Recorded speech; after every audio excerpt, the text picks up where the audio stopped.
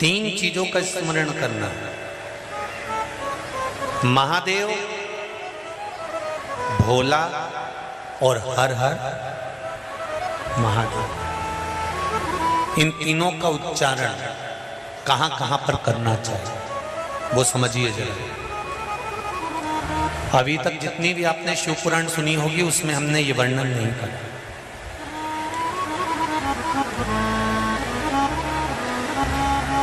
चाहें तो आप पुरानी शिव पुराण यूट्यूब पे डली हुई आप निकाल कर सुनना, उसमें हमने ये वर्णन नहीं करा। पर श्रावण महीने की शिवरात्रि शिव महापुराण की कथा यहाँ चल रही है, उसमें तीन चीजों का वर्णन बड़ा विशेष आया है। महादेव, जम के बोलो पहले, महादेव। दूसरा नंबर पर है भोला, जिसको कहते भोला शंकर। तीसरे नंबर पर है हर हर। इन तीन उच्चारण को व्यक्ति को, वैसे तो आप कभी भी महादेव बोलो, हर हर महादेव बोलो, भोला शंकर बोलो, मना नहीं है, पर इन तीन उच्चारणों को कहीं कहीं बहुत जरूरी में ले लेना चाहिए। पहला, जब आप किसी कार्य के लिए आगे बढ़ रहे हो और वो कार्य हो ही नहीं रहा, बहुत प्रयास कर लिया आपने और वो काम हो ही नहीं रहा, अथक प्रयास कर कर थक गए, तब घर से जब निकलो तो एक विचार कर कर निकला, मुख से कहकर निकलना कि आज मैं इस कार्य के लिए जा रहा हूं और मेरे साथ मेरा महादेव जा रहा है। कौन जा रहा है?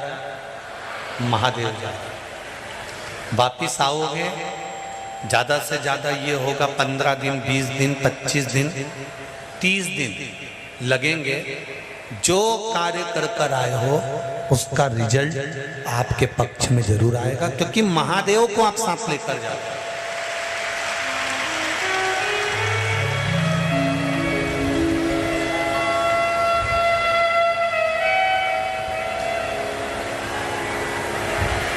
अगर हमने किसी की निंदा कर दी है, हमने किसी की निंदा श्रवण कर ली है, हमारे मुख से हमने अपशब्द कह दिया, हमारे मुख से हमने किसी को ताना दे दिया, हमारे मुख से हमने किसी को गाली दे दिया, हमारे मुख से हमने किसी को आड़ा टेढ़ा बोल दिया, तो दिन भर में कम से कम 3 बार या तो गंगा जी का स्मरण कर लेना चाहिए, हर हर गंगे, या फिर नर्मदे, कम से कम 3 बार या तो गंगा जी का स्मरण कर लेना चाहिए, हर हर गंगे, या फिर नर्मदे हर, और अगर ये भी नहीं कर सकते तो हर हर महादेव।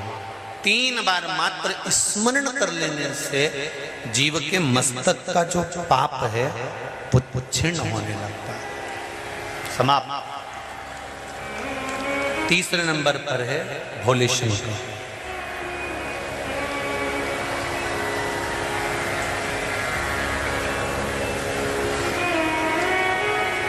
बहुत तेज क्रोध आ रहा,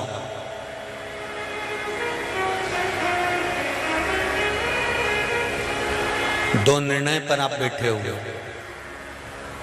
एक मन कर रहा है इस लड़के से शादी करूं कि इस लड़के से शादी करें, इस लड़की से ब्याह करें कि इस लड़की से ब्याह करें, किराने की दुकान डालें कि जनरल स्टोर डालें, इस जगह पर नौकरी करूं कि इस जगह पर नौकरी करूं।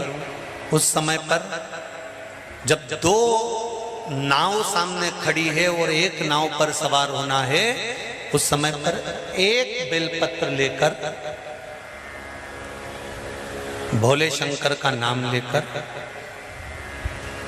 एक बेलपत्र लेकर, भोले शंकर का नाम लेकर, बेलपत्र के पेड़ के नीचे ही रखकर निर्णय ले लिया करो, वो निर्णय तुम्हारा सफल होगा, कभी भी निष्फल नहीं।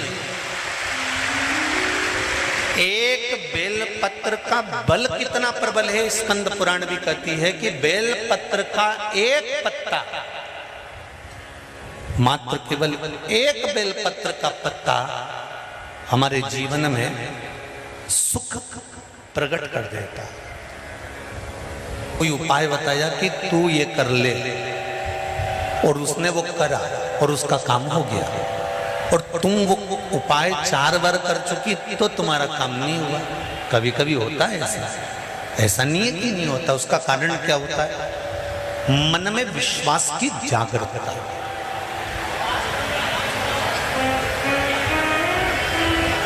मन में विश्वास की प्रबलता। जिसको आपने बताया उसने आपकी वाणी पर विश्वास कर लिया, और विश्वास करने के बाद उसने वो उपाय कर लिया।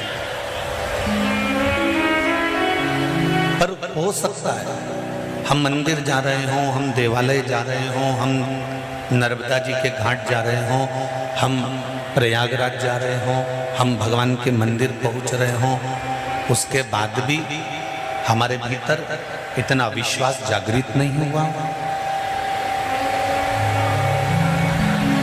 मैंने तेरे ही भरोसे, ओ बाबा तेरे ही भरोसे, हवा बिच उड़ती जावांगी, बाबा डोर हथो छड़नी ना में कटी। पार्लर से आए और पानी गिर जाए तो जैसी थी वैसी की वैसी हो जाए। तो शादी ब्याह की सावन में भगवान शंकर कहते हैं कि सावन में मैं इतना पानी इसलिए गिराता हूं कि तेरे भीतर जो विश्वास है, तेरे भीतर जो भक्ति है, वो सम्मुख है। तो जैसा है वैसा ही रहे, उसमें कुछ बदलने की जरूरत नहीं।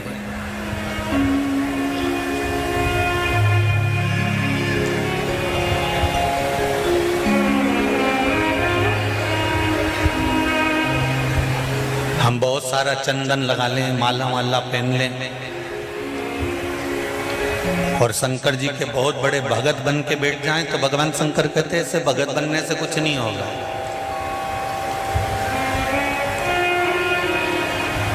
शंकर भगवान की कथा कहती है,